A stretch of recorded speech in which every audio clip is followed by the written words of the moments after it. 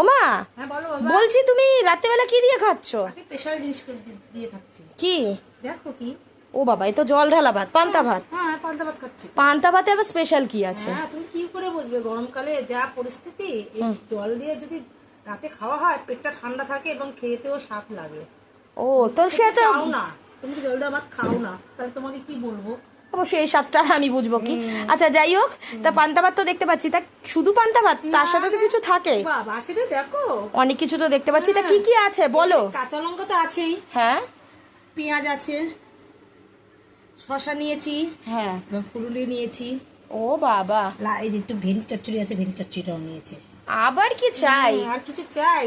এই গরমে ও ঠান্ডা, পেট শরীর একেবারে সব একদম ঠান্ডা ঠান্ডা হয়ে যাবে। একদম। তা আপনারা কারা কারা রাত্রিবেলা হোক দুপুরবেলা হোক এই পান্তা ভাতটা প্রেফার করেন, অবশ্যই এটা কিন্তু জানাতে ভুলবেন না। আর পান্তা ভাতটা আপনাদের কেমন লাগে সেটাও কিন্তু জানাতে ভুলবেন না। আর আমাদের ভিডিও যদি আপনাদের ভালো লেগে থাকে তাহলে অবশ্যই আমাদেরকে সাপোর্ট করতেও একেবারেই ভুলবেন না। আজ এইটুকুই, টাটা।